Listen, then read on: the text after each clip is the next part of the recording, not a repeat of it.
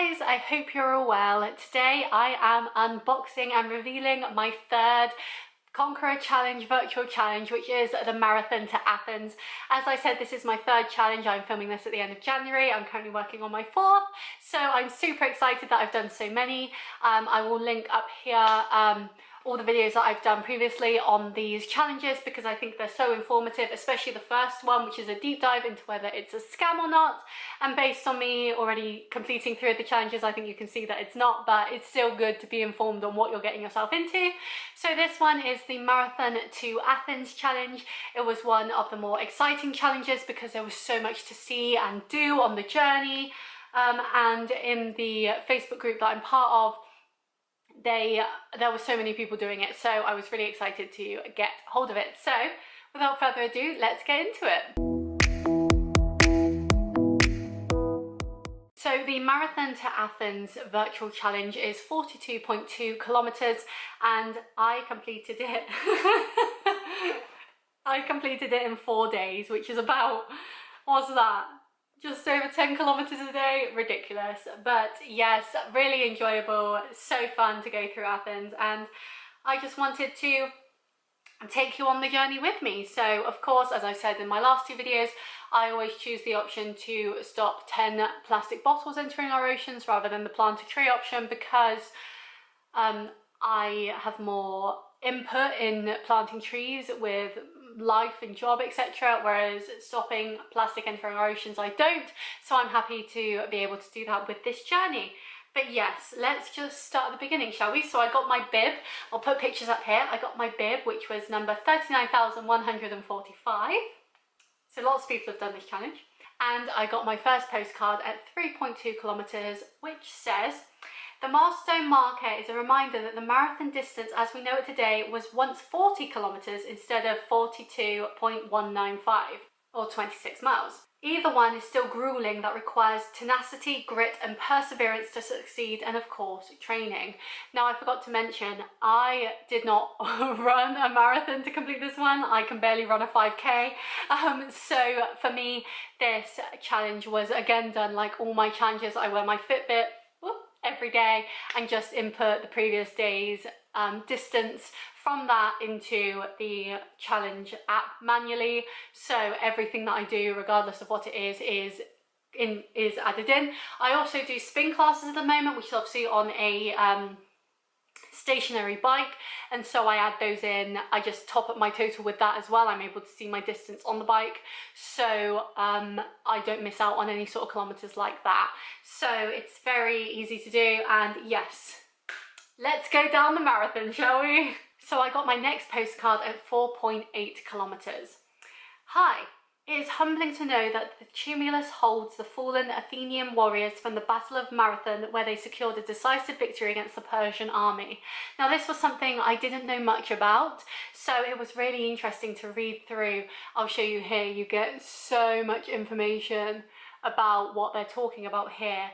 And so it was fascinating to read that and see exactly what happened and just inform yourself more. It really makes a virtual challenge more explorative, more inclusive. You just feel like you're there, and it was just incredible. So I really enjoyed this postcard. I said in my English channel video that there wasn't many postcards because it was obviously in the ocean. They can't really send postcards from the ocean, and so it was really nice to go from a challenge like that didn't have a lot of activity to it to a challenge that clearly has a lot more, because it really adds that extra element to the challenge. So next we passed 20% of our journey, which means 10 bottles have been removed from our oceans, which is just incredible. I love that. We then passed 40%, which again is another 10 bottles, taking our total up to 20. And we then passed 60%. So between 20, 40 and 60% there isn't a lot of things that you get, so you can always use the Google map to be able to see where you are, but apart from that there isn't a lot of prompts that send you exciting things like the postcards. But I still like that we have already got a few, so they kind of tie you over. They're interesting to still look at and read, especially as you continue to travel on, because there's so much more to see and do. So just past the 60% mark, we get another postcard, and this is at 27.4 kilometers throughout the journey. And this one says, "Hello, I look forward to passing the runner sculpture as I make my way into Athens. Made of stacked pieces of glass with sharp edges, it's nearly 30 feet tall," which is so cool. I didn't know about that. I haven't actually been to Athens. I haven't traveled that far, really, to be honest with you. I haven't had a passport since 2012, so I haven't been doing a lot the last 10 years. And I'm hoping to do more traveling as, like, the world opens up again and I get a passport. But yeah, seeing these things make me think, oh, like, what would it be like to actually go there and see this in person? So it definitely gives you a lot of wanderlust and gives you a lot of ideas of where you could go next on your journeys. We then get to 80% of our journey, so another 10 plastic bottles have been removed from the ocean, and then we hit 100%. So I think altogether, what was that, 4 postcards, I believe? But you get plenty, and then at 100% you don't only bring out the magic total of 50 bottles out of the ocean, or 1 kilogram worth of bottles, but you also get a postcard at the end as well, which says, "Hi, it must have been a great day for Greece when Spiridon Luis, a Greek water carrier, entered the stadium and took first place in the 1896 Olympic marathon event." And it's just little things like that. Like, I had never heard of that person before. I don't really know who he is, so just getting that information was really cool and really just added that extra element. I love the history and the architecture and the landscapes and the locations that you go through with each of these challenges. I think they're really cool because, like me, you may not have visited them in real life, and so to get to visit them virtually and learn about them is super cool. And then maybe if you get to visit them in real life, you are able to tell other people about these places too and just spread your knowledge. But we're finally getting to the part which all of you wait for, which is the unboxing of the medal. This is a noisy one.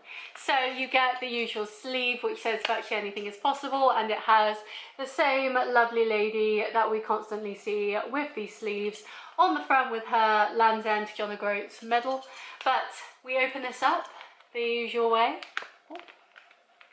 and inside we have the medal. How exciting. So, like always, it is stuck down with the sticky on there, and I'm just going to pull this out, and here we have the medal. So this is what it looks like. It is absolutely gorgeous. It's so detailed. I said with my English Channel medal I didn't think it was as nice because it wasn't as detailed, but this one is absolutely stunning. It says Marathon to Athens on it, and it has the distance, which is 42.2 kilometers or 26.2 miles on here, and you've got the Running Man there, and obviously the brand label there as well. And then if we turn it over, we have another Running Man on the back who just looks super cool. You've got some Greek on there as well. And I just really love this medal. There's a reason why so many people go for this medal, and that's because it is absolutely gorgeous. You also have the sash, which is a lovely blue. It's got Marathon to Athens written on it, and it says make every mile count on it as well. But that's not all of it. As you can hear, it's very jingly. So if it'll be really hard to do this not looking at it. If I remove the Running Man, much like Anchor Wat, it removes. So I've taken that off, and underneath you have a coin. So it has a Grecian face on this side, if it will focus. There you go. Unfortunately, I don't know who this is, which is a shame, and it has Greek lettering on the back, so it's all very authentic, very cool, and just something different, and it's really cute. So you could take this out if you wanted to, and yes, as I said, these two come apart from the actual medal, and then the medal looks like this. So you can see the magnetic areas where it would go. So you simply will pick it up. Let's see if I can do this holding it up. You pick it up. Nope. You pick it up and put your little person in there, and then you get your Running Man, and you just pop that on top, and it is secured. So you can either have it out, you can leave it like that. And this is the medal in all its glory. It's absolutely gorgeous. I really love this medal. I I don't know, because I love the Angkor Wat one as well. I don't know. It's either between this one and the Angkor Wat, which is my favourite. So I'll be interested to see by the end of the year when I've completed more challenges which one I prefer.